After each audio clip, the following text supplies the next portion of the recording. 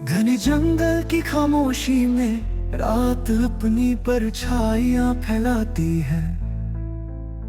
जगती है एक ऐसी ताकत इंसान कभी समझ नहीं पाया। थामा सिर्फ एक नाम नहीं बल्कि एक श्राप है। टूटी हुई दीवारों से आती चीखें, अंधेरे में चमकती आंखें। भाई लोगों, एक बार फिर से कमर कस लो क्योंकि इस बार हॉरर कॉमेडी यूनिवर्स का सबसे बड़ा धमाका होने वाला है। जी हाँ, बात हो रही है थामा मूवी के ट्रीजर की। अब देखो, जहां 2018 में स्त्री मूवी रिलीज हुई थी, जब किसी ने भी नहीं सोचा था इतनी सिंपल सी और छोटे बजट की मूवी इतना बड़ा बवाल मचा सकती है। स्त्री मूवी ने न सिर्फ 100 करोड़ का आंकड़ा पार किया, इसने बॉलीवुड को एक नया जोनर गिफ्ट भी किया, हॉरर कॉमेडी का मिक्स। अब वही एक छोटा सा बीज अब पूरे जंगल में बदल चुका है। भेड़िया, गुंजा, स्त्री 2 ने तो 900 करोड़ रुपए की कमाई कर ये प्रूफ कर दिया कि ये यूनिवर्स सिर्फ एक फ्रेंचाइजी नहीं बल्कि एक बहुत बड़ा ब्रांड बन चुका है। और अब इसी बड़े ब्रांड का कार्ड ओपन किया जा रहा है, वो है थामा। थामा मूवी का ट्रीजर लॉन्च होते ही सोशल मीडिया पर तहलका मच गया। लोग ये तक कहने लगे कि भाई ये तो इंडिया का एवेंजर यूनिवर्स बनने वाला है। और कहीं ना कहीं ये सच भी है, क्योंकि इस बार एक कैरेक्टर नहीं बल्कि पूरी यूनिवर्स की ताकत इस फिल्म में डालने वाले हैं। ट्रेलर का पहला डायलॉग ही ऐसा है कि ऑडियंस सुनकर दंग रह गई। रश्मिका मंदाना कहती है, नवाज भाई आपको पृथ्वी और लोगों की सुरक्षा के लिए भेजा है। वहीं नवाजुद्दीन सिद्दीकी का जवाब सुनकर आप दंग रह जाओगे। नवाब भाई का जवाब ये होता है कि घंटे की सुरक्षा। जब बादशाह घंटे का हो सकता है तो सुरक्षा क्या चीज है भाई। ऐसे पंच डायलॉग ही मूवी की असली जान होते हैं। हेलो दोस्तों, स्वागत है आपका Ajit Gauhar Crazy Boy channel पर। आज हम इस वीडियो में करेंगे डिटेल रिव्यू थामा के ट्रीजर का। और भाई इस वीडियो में सिर्फ ट्रीजर का सीन बताना ही नहीं बल्कि हम ये भी देखेंगे कि इसमें क्या क्या कनेक्शन है, स्त्री यूनिवर्स के साथ कौन कौन से कैरेक्टरों की वापसी हो सकती है और कौन से सरप्राइज छुपाए गए हैं, और क्या ये मूवी दिवाली के टाइम पर रिलीज होकर बॉक्स ऑफिस का गेम बदल सकती है। और भाई कुर्सी की पेटी बांध लो, चलो अब शुरू करते हैं। इस ट्रीजर की शुरुआत होती है रश्मिका मंदाना से। रश्मिका मंदाना का स्क्रीन प्रेजेंस पहले ही इतना ज्यादा स्ट्रॉन्ग है कि जब वे नवाजुद्दीन सिद्दीकी से कहती हैं, आपको इंसानों और पृथ्वी की सुरक्षा के लिए भेजा गया है, ऑडियंस को ऐसा लगता है कि ये कहानी किसी बड़े मिशन से जुड़ी हुई है। लेकिन उसी वक्त नवाजुद्दीन सिद्दीकी भाई का रिप्लाई इस मूवी की पूरी ट्यून सेट कर देता है। उनका ये डायलॉग घंटे की सुरक्षा इतना सटीक पंच है कि आपको तुरंत समझ में आता है ये मूवी सिर्फ डराएगी नहीं, इसमें हंसी का तड़का भी होने वाला है। इसके बाद कहानी हमें ले जाती है 1000 साल पहले। वहाँ हम देखते हैं नवाजुद्दीन सिद्दीकी का कैरेक्टर इंसानों से नाराज हो जाता है और वो ये ठान लेते हैं कि वो अपनी फौज वैम्पायर की बनाएंगे। ये बैक स्टोरी टीजर में थोड़ी झलक देती है, लेकिन ऑडियंस को इशारा मिल जाता है कि विलन कोई और नहीं, कोई बड़ी शैतानी ताकत है। फिर आता है 2025 और यहाँ एंट्री होती है आयुष्मान खुराना की, और वो एक गुफा एक्सप्लोर कर रहे हैं और वहाँ आमने सामने आ जाते हैं वैम्पायर उसी नवाजुद्दीन सिद्दीकी के जो 1000 साल पहले था, और वो 1000 साल बाद भी ऐसा ही दिखता है। यही वो मोड़ है जहाँ कहानी में ट्विस्ट आता है। टीजर में साफ दिखाई देता है कि आयुष्मान को भी वैम्पायर जैसी पावरें मिलने वाली हैं, और जब उसके घर वाले पहली बार उसे बदलते हुए देखते हैं, दांत निकलते हैं और आंखें लाल होती हैं, तो उसके घर वालों की हालत खराब हो जाती है। और यही वो पल है जहाँ परेश रावल का कमाल देखने को मिलता है। उनके कॉमिक डायलॉग पूरे माहौल को हल्का कर देते हैं। ट्रीजर में उनके लाइन्स हमें वेलकम मूवी वाले डॉक्टर घनकरू की याद दिलाते हैं। दूसरी तरफ इस ट्रीजर में आयुष्मान और रश्मिका का रोमांस भी दिखाया गया है। और भाई ये रोमांस सिर्फ गानों तक सीमित नहीं होगा बल्कि इस फिल्म की स्टोरी में भी एक इमोशनल कनेक्शन बनाएगा। लेकिन यही रोमांस नवाजुद्दीन को पसंद नहीं आता और यहीं से शुरू होती है असली जंग, नवाज बनाम आयुष्मान।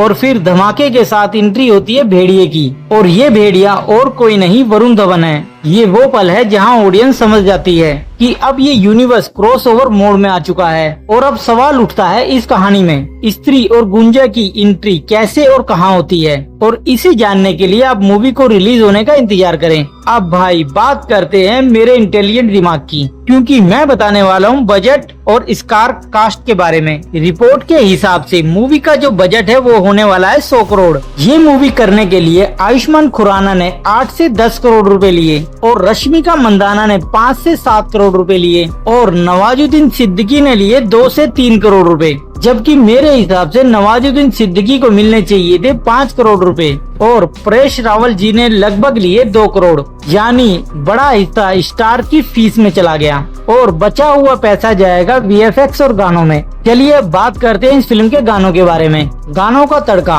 इतना बेहतरीन है, इस बार कॉमेडी और कहानी ही नहीं, म्यूजिक का मसाला भी जबरदस्त है। नूरा फतेह अली का एक क्या बोला तूने? नहीं पहले क्या बोला? चल चलो जाके इलाज करो अपना।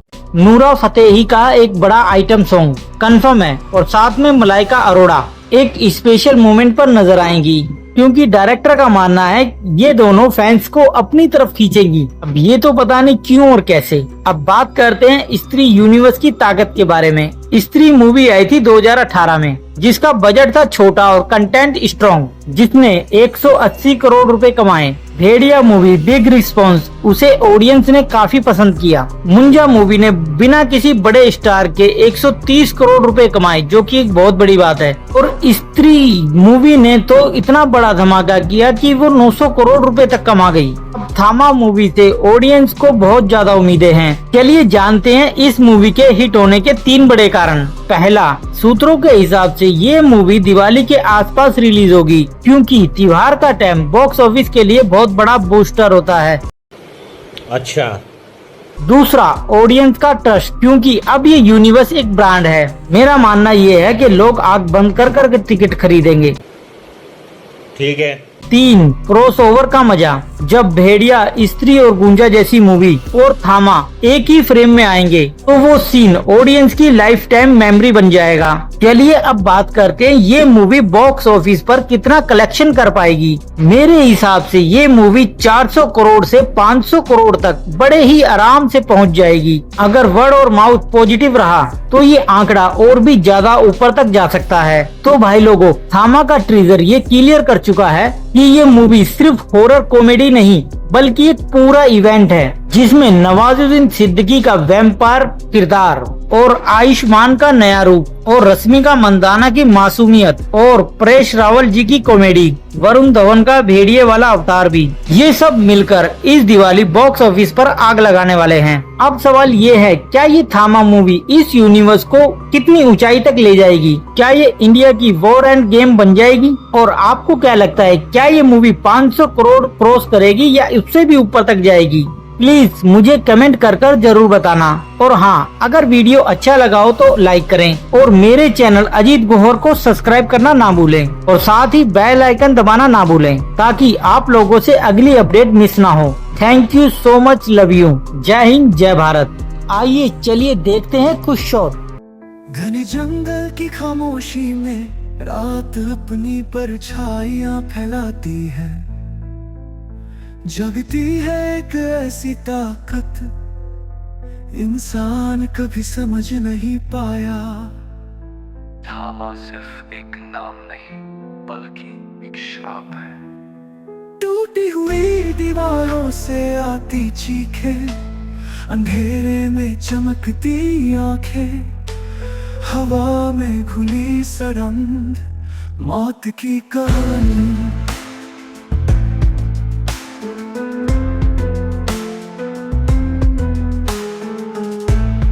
जिसने भी उसकी दहलीज पार की, कभी वापस नहीं लौटा। भूत पिशाच या कुछ और कोई नहीं जानता।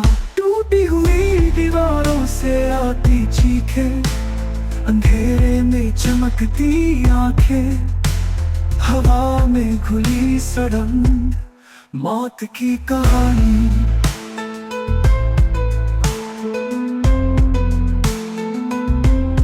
जिसने भी उसकी दहलीज पार की, कभी वापस नहीं लौटा। भूत पिशाच या कुछ और कोई नहीं जानता। टूटी हुई दीवारों से आती चीखें, अंधेरे में चमकती आंखें, हवा में खुली सड़क, मौत की कहानी। सच इतना है, थामा की आत्मा आज भी जिंदा है। वो तलाश में है अपने अगले शिकार की।